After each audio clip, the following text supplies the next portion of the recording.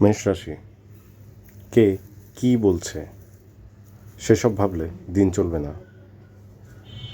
এখন আর কেউ মুখে তুলে 3 বেলা খাবার খাওয়াবে না। অতএব কান কথা না শুনে নিজেদের কাজে মনোযোগী হন। আত্মতৃপ্তিতে পথ চলুন। বৃষ রাশি, বিশেষ কিছু পাওয়ার আশায় বসে থাকলে কি চলবে? বসে না থেকে দাঁড়িয়ে থাকুন। ঘুমিয়ে স্বপ্ন না দেখে জেগে থেকে স্বপ্ন পূরণের জন্য সঠিক উপায়ে কাজ করুন। বিশেষ কিছু অর্জনের পাশাপাশি লক্ষ্য পূরণ হবে। মিথুন রাশি, জীবনে বড় হতে কে না চায়? 90% মানুষ জীবনে অনেক বড় কিছু হতে চায়। প্রকৃতপক্ষে 20-30% মানুষই তাদের প্রাক্কলিত লক্ষ্যে পৌঁছাতে পারে।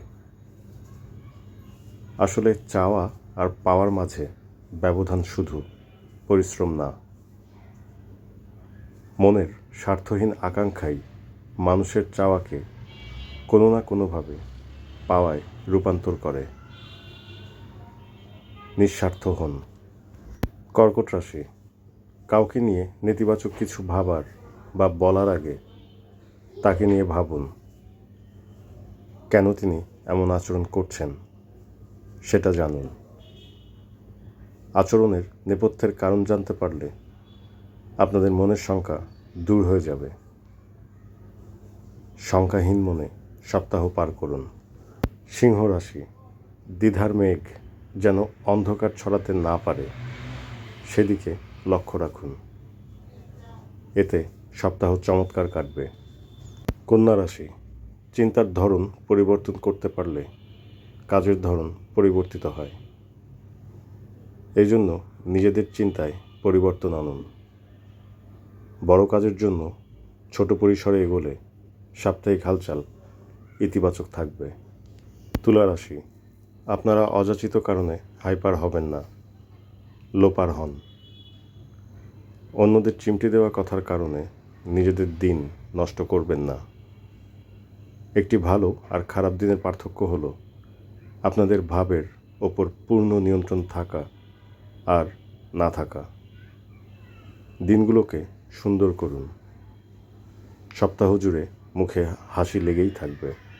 বৃশ্চিক রাশি, সঙ্গদোষে লোহা ভাসে। প্রবাদ বাক্যটা আপনাদের নিশ্চয়ই জানা আছে।